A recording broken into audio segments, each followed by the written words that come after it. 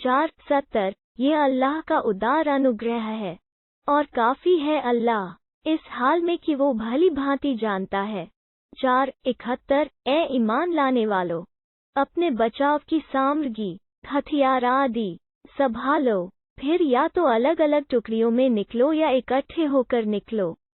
4:72 तुमसे से कोई ऐसा भी है जो ढीला पड़ जाता है, फिर यदि तुम पर कोई मुसीबत आए तो कहने लगता है कि अल्लाह ने मुझ पर कृपा की कि मैं इन लोगों के साथ न गया। 4:73 परंतु यदि अल्लाह की ओर से तुम पर कोई उदार अनुग्रह हो तो वो इस प्रकार से जैसे तुम्हारे और उनके बीच प्रेम का कोई संबंध ही नहीं, कहता है क्या ही अच्छा होता कि मैं भी उनके साथ होता तो बड़ी सफलता प्राप्त करता।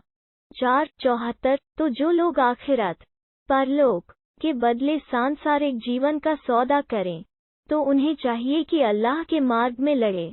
जो अल्लाह के मार्ग में लड़ेगी, चाहे वो मारा जाए या विजयी रहे, उसे हम शीघ्र ही बड़ा बदला प्रदान करेंगे।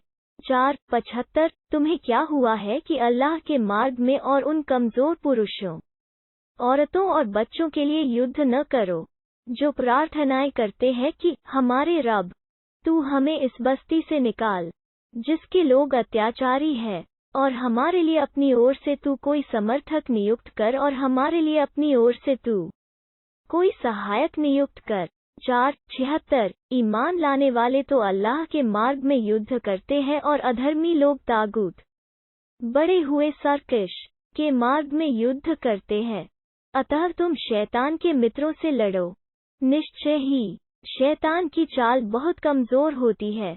4:77 क्या तुमने उन लोगों को नहीं देखा जिनसे कहा गया था कि अपने हाथ रोके रखो और नमाज कायम करो और ज़कात दो, फिर जब उन्हें युद्ध का आदेश दिया गया तो क्या देखते हैं कि उनमें से कुछ लोगों का हाल यह है कि वे लोगों से ऐसा डरने लगे जैसे अल्लाह का डर हो या यह डर उससे भी बढ़कर हो। कहने लगे, हमारे रब, तूने हम पर युद्ध क्यों अनिवार्य कर दिया? क्यों न थोड़ी मोहलत हमें और दी?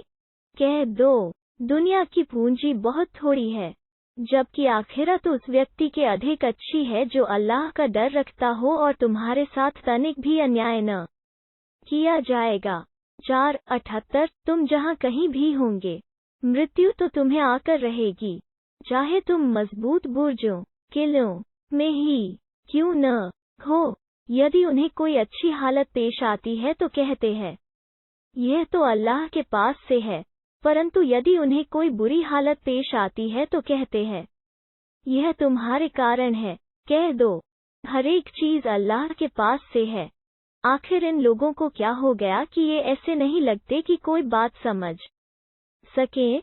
4:79 तुम्हें जो भी भलाई प्राप्त होती है वो अल्लाह को ओर से है, और जो बुरी हालत तुम्हें पेश आ जाती है तो वह तुम्हारे अपने ही कारण पेश आती है। हमने तुम्हें लोगों के लिए रसूल बनाकर भेजा है और इस पर अल्लाह का गवाह होना काफी है।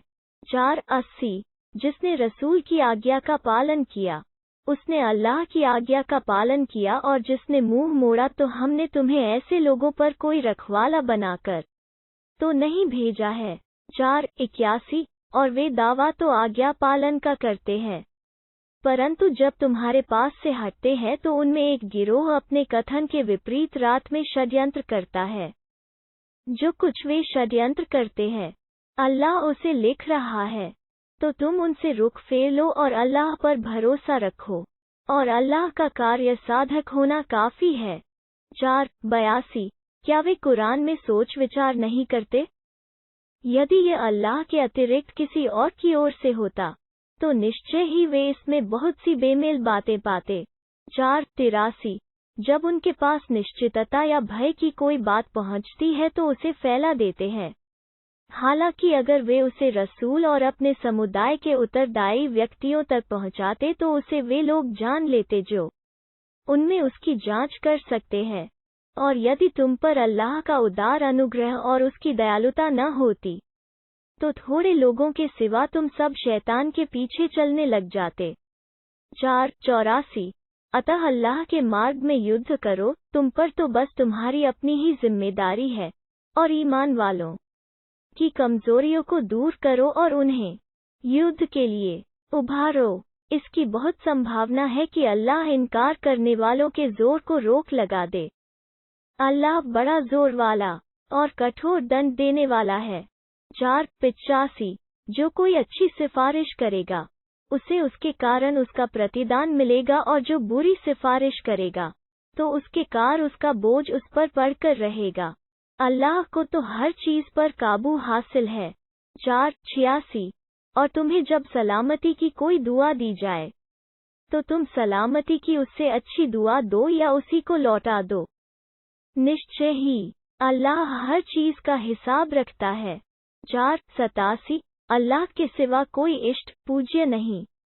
वो तुम्हें कियामत के दिन की ओर ले जाकर इकट्ठा करके रहेगा, जिसके आने में कोई संदेह नहीं, और अल्लाह से बढ़कर सच्ची बात और किसकी हो सकती है। 488 फिर तुम्हें क्या हो गया है कि कपटाचारियों मुनाफिकों के विषय में तुम दो गिरोह हो रहे हो। यद्यपि अल्लाह ने तो उनकी करतूतों के कारण उन्हें उल्टा फेर दिया है।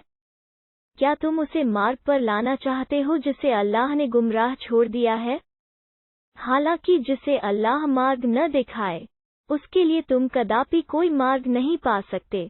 489 वे तो चाहते हैं कि जिस प्रकार वे स्वयं अधर्मी है उसी प्रकार तुम भी अधर्मी बनकर उन जैसे हो जाओ, तो तुम उनमें से अपने मित्र न बनाओ जब तक कि वे अल्लाह के मार्ग में घर बार न छोड़े। फिर यदि वे इससे पीठ फेरें तो उन्हें पकड़ो और उन्हें कत्ल करो जहां कहीं भी उन्हें पाओ, तो उनमें से किसी को न अपना मित्र बनाना और न सहायक। 490 सिवाय उन लोगों के जो ऐसे लोगों से संबंध रखते हों जिनसे तुम्हारे और उनकी बीच कोई समझौता हो, या वे तुम्हारे पास इस दशा में आए कि उनके दिल इससे तंग हो रहे हों कि वे तुमसे लड़े या अपने लोगों से लड़ाई करें। यदि अल्लाह चाहता तो उन्हें तुम पर काबू देता, फिर तो वे तुमसे अवश्य लड़ते। तो यदि वे तुमसे अलग रहें और तुमसे न लड़ें और संधि के लिए तुम्हारी ओर हाथ बढ़ाएं, तो उनके विरुद्ध अल्लाह ने तुम्हारे लिए कोई रास्ता नहीं रखा है। 491 अब तुम कुछ ऐसे लोगों को भी पाओगे जो चाहते हैं कि तुम्हारी ओर से निश्चिंत होकर रहें और अपने लोगों की ओर से भी निश्चिंत होकर रहे, परंतु जब भी वे फसाद और उपद्रव की ओर फेरे गए तो वे उसी में औंधे जो गिरे। तो यदि वे तुमसे अलग थलग न रहें और तुम्हारी ओर सुलह का हाथ न बढ़ाएं और अपने हाथ न रोकें, तो तुम उन्हें पकड़ो और कत्ल करो जहां कहीं भी तुम उन्हें पाओ।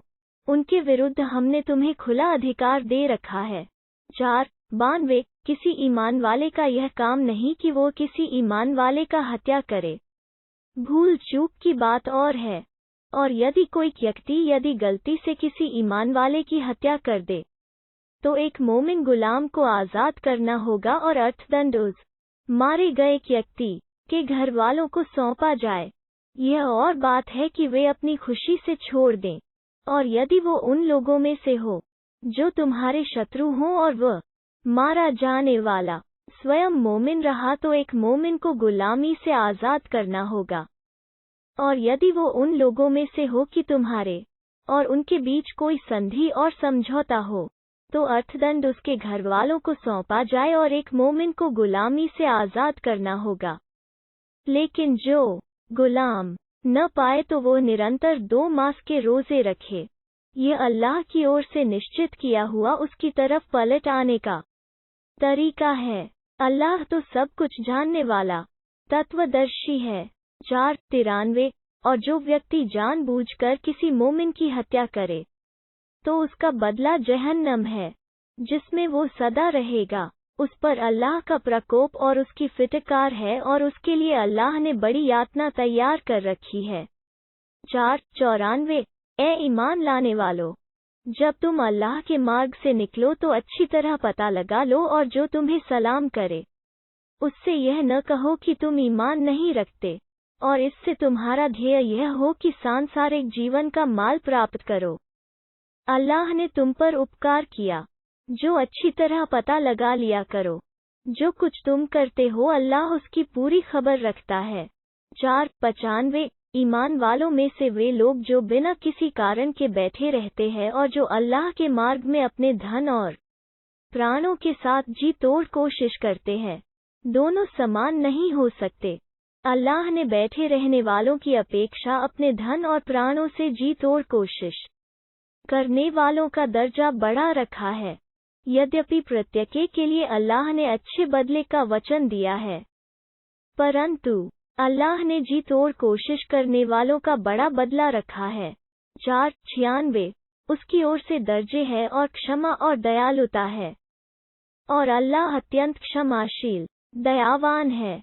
497 जो लोग अपने आप पर अत्याचार करते हैं, जब फरिश्ते उस दशा में उनके प्राण ग्रस्त कर लेते हैं तो कहते हैं, तुम किस दशा में पड़े रहे? वे कहते हैं, हम धरती में निर्बल और बेबस थे। फरिश्ते कहते हैं, क्या अल्लाह की धरती विस्तृत न थी कि तुम उसमें घर बार छोड़कर कहीं और चले जाते? तो ये वही लोग हैं जिनका ठिकाना जहन्नम है, और वो बहुत ही बुरा ठिकाना है।